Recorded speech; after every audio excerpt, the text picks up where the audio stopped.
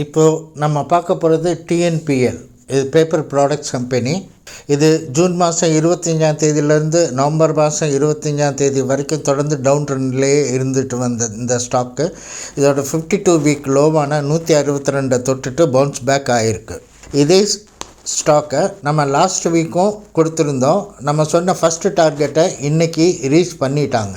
இன்றைக்கி 184.52 பைசாலேருந்து 216 ரூபா 11 பைசா வரைக்கும் ஏறிட்டு 202 ரூபா 8 பைசாவில் க்ளோஸ் வச்சுருக்காங்க. நம்ம டார்கெட் ஒன்றான 210 தான் இப்போது நமக்கு பிரேக் அவுட் ப்ரைஸு.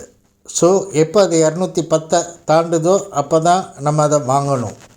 ஏற்கனவே வச்சுருந்தீங்கன்னா அப்படியே ட்ரைலிங் ஸ்டாப் லாஸ் போட்டு நகட்டிக்கிட்டே வாங்க.